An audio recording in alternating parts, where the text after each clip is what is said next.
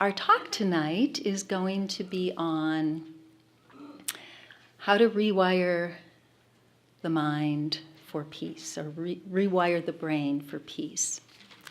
So about a month ago, I was watching a documentary on Vincent van Gogh, and it was quite fascinating. And I had one of these wow moments when I was watching this DVD, because he said 5 words that were in perfect alignment with one of the yoga practices. So some of you may know that Van Gogh he's just one of the most influential painters in modern Western art. He was not famous at all when he was still living, and he actually suffered from poverty and mental disturbance. So he did not have a great life as an adult. So what were these 5 words that he uttered and that is accredited to him?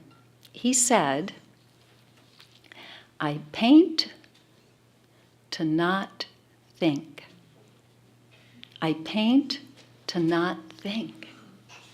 When I heard those words, I had a complete wow moment, because that is the practice of Pratibhaksha Bhavana, redirecting our energy into something positive, redirecting our thoughts, negative thoughts, into positive thoughts.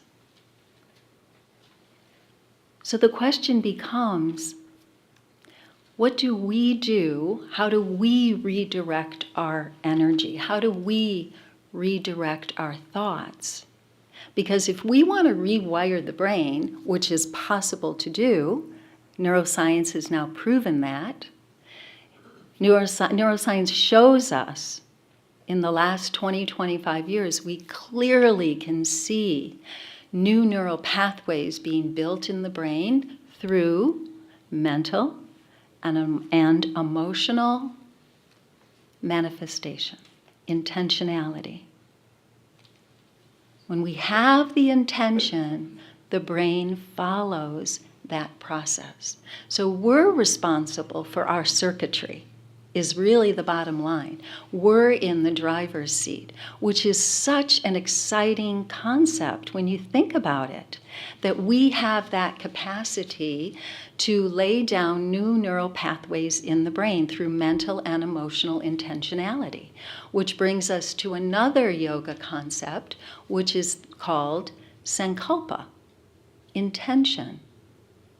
So when we create intention, combined with Pratibhaksha Bhavana, combined with dristi, which is focused mind.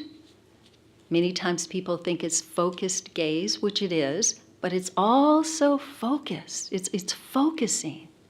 So when we bring these 3 things together, magic happens.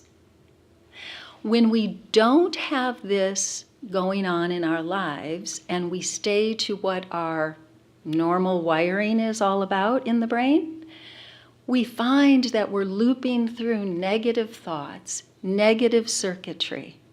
You look into the brain, you see the amygdala flaring, you see all the different parts of the brain involved in survival or defensiveness or protection or protecting from emotional vulnerability.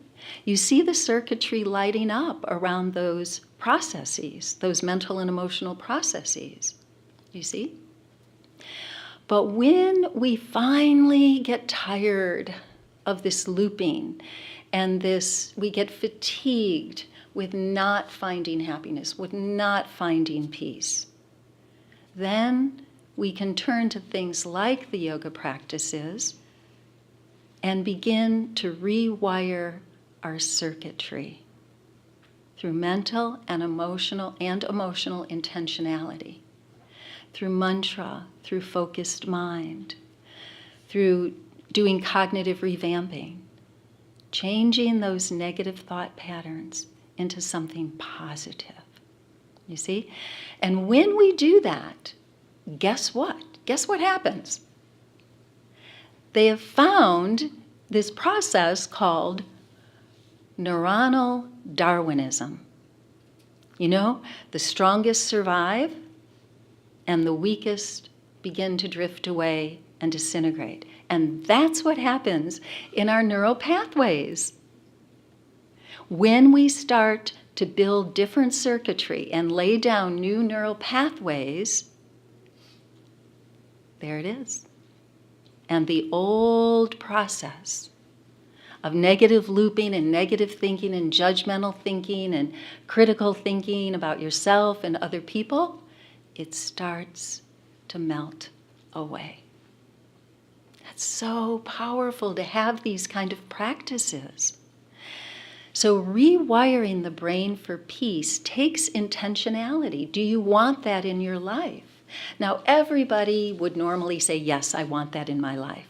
But the truth is, sometimes people don't want it, because sometimes people get attention through negative thinking or through sabotage, whatever, however that gets configured.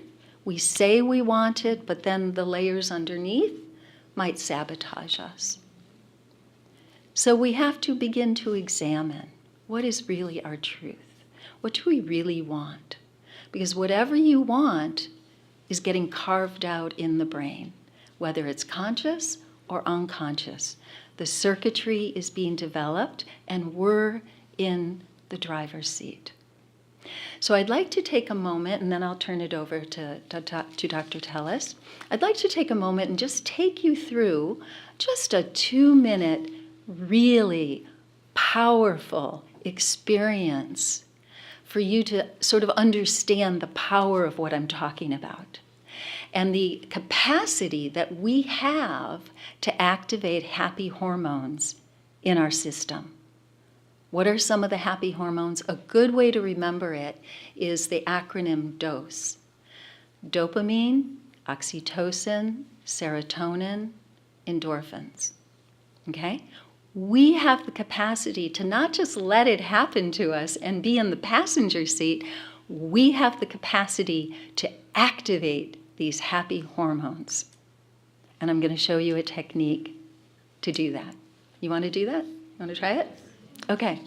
So if you could take a moment and just adjust your body so that you're sitting comfortably and the rib cage is just a little bit lifted, and you can close your eyes. And first, we'll just take a deep, deep breath. Inhale through the nose and a slow, prolonged exhalation through the mouth. And allow the body to relax as you exhale. And just do this a couple more times just to allow the body to settle and the mind to focus for a moment.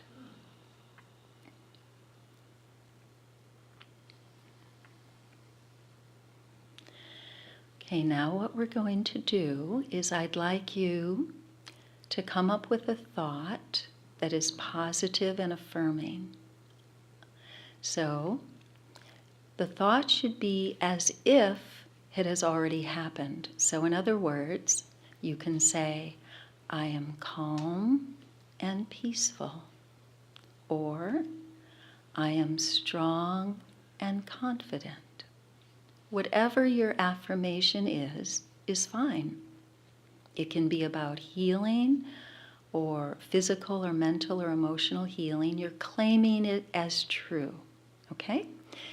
So, have your thought. And what we're going to do is we're going to inhale and hold the breath inhaled. You're going to bear down just real soft, just kind of a soft bearing down. Say and repeat the affirmation once or twice, and then slowly release the breath through the mouth. Okay? So I'll take you through it once, and then you can do it a couple more times on your own. So inhaling, hold the breath, inhale, bear down slightly, say your affirmation.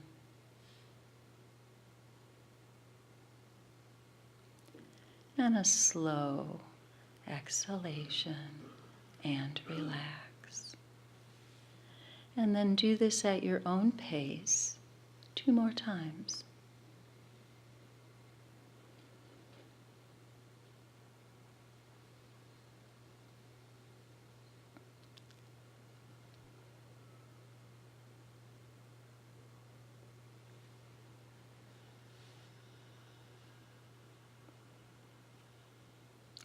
And just notice now how you feel. You can gently, when you're ready, slowly open the eyes. So what we did is a combination of things. We intentionally went in and we activated the parasympathetic nervous system. And we activated vagal activity, which is part of the parasympathetic nervous system, amongst other things. But just notice how you feel, because you also activated endorphins, oxytocin. So you feel more relaxed and more calm. It literally is that simple to change the wiring in your brain to activate more peace, more happiness, more calmness in your life. So I'll end with just a short story and then turn it over to Dr. Telles. You may have heard a month or so ago that the very first time that two men successfully made a solo trek across Antarctic. Did you hear this? It took the one person, it took 56 days, brutal conditions, whiteouts, 40 degrees below zero on a regular basis, 60 degrees below zero with wind chill factors, and they're lugging close to 250 pounds of supplies with them across these brutal conditions. 56 days out in this kind of weather and such. So one of the people that made it across successfully, his name is Lou Rude, and when someone was interviewing him, he was telling this story about what that was like, and one of the things that he did, and I'll come back to that in just a second, because 2 years previous, he had a friend who made this attempt and died 30 miles short of the finish line. 30 miles short, and he died. They figured out somehow that if he had taken 11 more steps each day, he would have made it to the finish line and not died. 11 more steps. So Lou Rude, who did successfully make it, in honor of his friend, he took 11 extra steps every single day. No matter how exhausted he was, no matter how fatigued he was, and mentally spent, he committed to those 11 more steps after absolute exhaustion.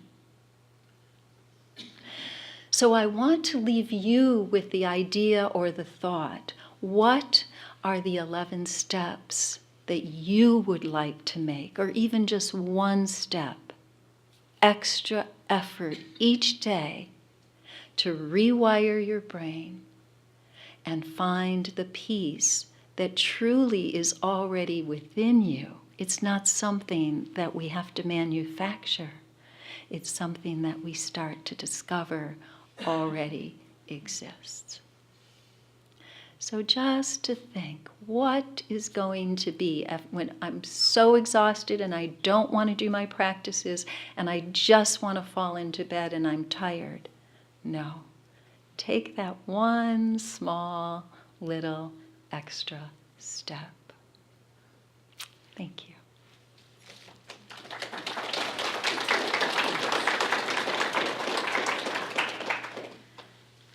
Namaste and good evening. I'm very happy to be here in Yogaville, and thank you very much, Mara, for that lovely introduction. Thank you, Shirley. The brain is actually one of the most fascinating organs because it's so changeable. And this changeability is maximum as the baby is developing in the last 3 months of pregnancy up to 2 years of life. So that's the time maximum change can occur. But very fortunately for us, it doesn't end there. Change is possible as long as we are alive. And that's the whole message that Dr. Cunningham Mala has already given. We can rewire, prune, change the pathways, change the transmitters in our brain, activate certain circuits, deactivate other circuits by the way we think. And the thoughts have been described in Sanskrit as vrittis. The sage Patanjali mentioned 5 obstacles to happiness. And I thought that at this time, in the evening, rather than going into neuroscience, I would like to mention these 5 obstacles to happiness, which are present, it isn't just 1,000 years before BC, but very relevant today for all of us. So let's look at these 5 obstacles. The first one in Sanskrit is, I'm just saying them in any order, is raga. Raga is attachment to comfort and pleasure. So, for example, we may want very much to go to a conference, but we may be very attached to having a private room. So we go for a conference, and I've had this experience myself, and we don't get the amount of privacy that we want. And though everything else about the conference is very pleasurable and we are getting a lot of the information for which we have come, somewhere we are troubled by the fact that there is this discomfort. We are not getting the pleasure that we wanted, which is privacy. Okay? It could be many other things. And I would like to say sometimes we can carry the notion of health and healthful living too far. I'll give you an example of this. I was at another very beautiful venue, which some of you would know, Kripalu, in cold weather. And the food there, of course, is lovely as it is indeed here. And I was sitting with a group of friends, and we were all eating warm food. But there were these people who seemed to be really dedicated to healthy eating. And though it was really cold, they were rather mournfully munching away at lettuce and nothing warm.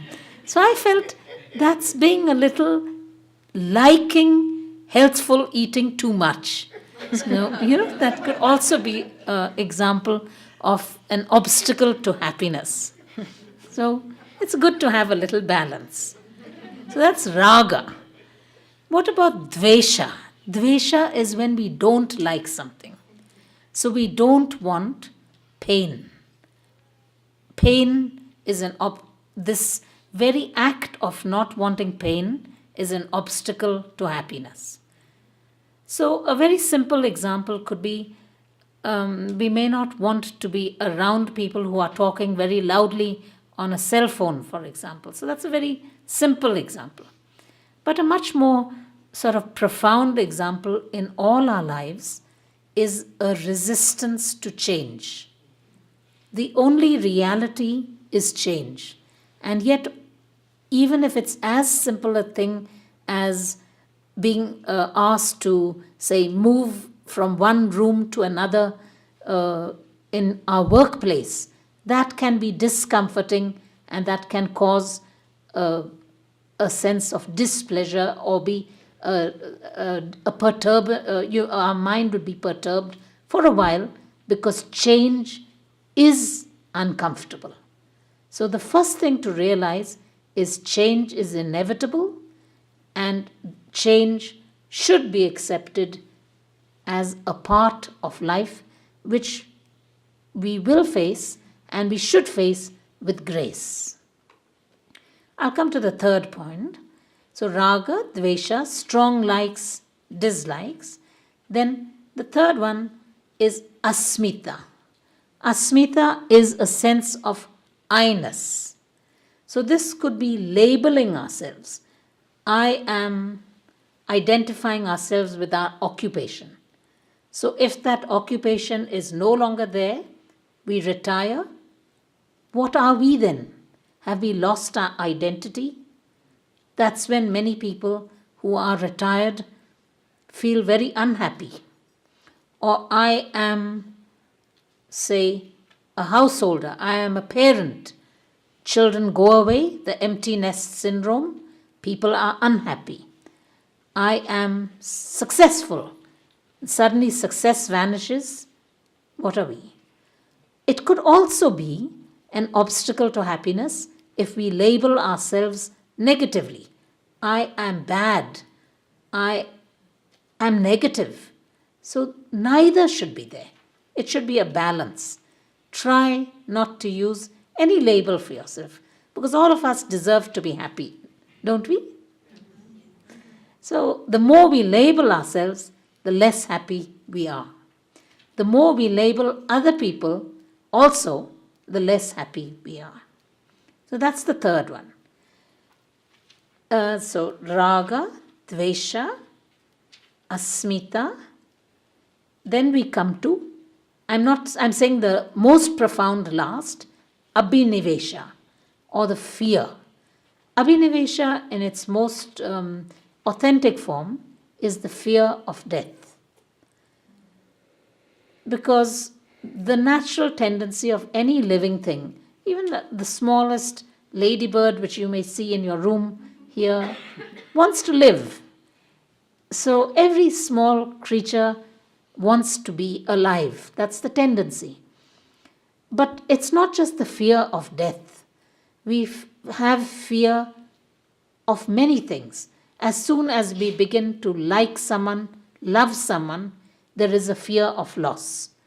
As soon as we may wish for something, a new home or a new car, we buy it, and then we start fearing that it'll get scratched or it'll get in some way destroyed.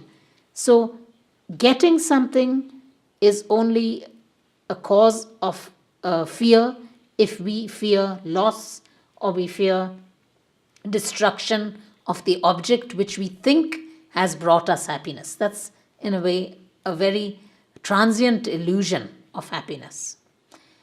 Fear, all of us would have experienced this in some form of or another, fear of death. Anyone, either we ourselves or a loved one, has to go to the doctor. So there is immediately all other problems seem trivial. Yeah? Because at that moment, everything is focused on the health of either ourselves or the person we care very deeply about, until we get a clear certificate from the doctor that everything is fine. So what is that rush, that churn, that sleeplessness? That is abhinivesha, the fear of death.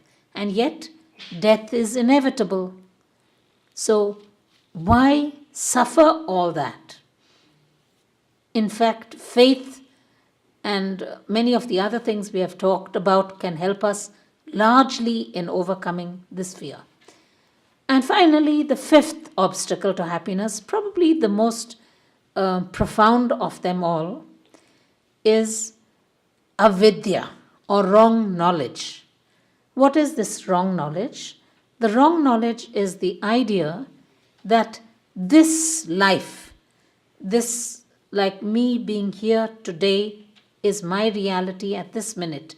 But if I think that this is the ultimate reality, it is totally wrong, because it is just, we are all just part of a transcendental or transcendent consciousness and ultimate truth. And if we look at that wider picture, something like a disagreement with a neighbor or feeling troubled about something someone has said looks so petty and trivial And then in that larger picture, we say, we can just afford to let it be. Why does it matter? We can let it ride. So if we remember these 5 and keep them in our minds, don't be too strongly attached to wanting comfort, that is raga, and even do not be too strongly attached to wanting to be healthful living, checking the labels of everything in the grocery store, that it doesn't have something. Okay, sometimes you may have an additive or a chemical. So what? It's not really going to, kill you that day. No, that's what I have to say.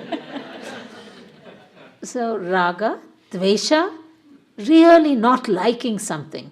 So maybe, and this, I don't think it happens so often here, but it does happen very often in India. People, depending on the distance they are talking to the person, the distance at which the other person is, very often you'll see people standing in a line really shouting into their cell phone or mobile phone, particularly if they're talking to someone far away, and these may be older people. And at one time it used to really annoy me. So I said, this is dvesha. And then now I can see it with a sense of humor. And in fact, it makes me feel, in a way, happy because it makes me laugh in a nice way. So raga, dvesha, asmita. Don't label ourselves. Let us not label each other either. And that's the beautiful message of Yogaville. So everything is included, everything is accepted. Very beautiful message. Then let us not have fear, whether it is a fear of a phobia of, say, insects or something silly like that, which is not, it is real to the person who has the phobia. But try gradually to reduce it. And indeed, there are yoga practices which can help people effectively deal with all kinds of phobias. And of course, the ultimate phobia of fear in abhinivesha is the fear of losing our life itself. Finally, broaden and expand our consciousness, as was beautifully said. I was so inspired because this is the first time I had an opportunity to hear Gurudev's message, and it was for me very inspiring. It was such a beautiful message. So let us, the idea of expanding the mind, quietening it and expanding it through meditation, so that we don't have this limited idea of this small day or our small lives being the ultimate reality. The reality is so much bigger than that. So with that, I say thank you. Thank you. Thank you.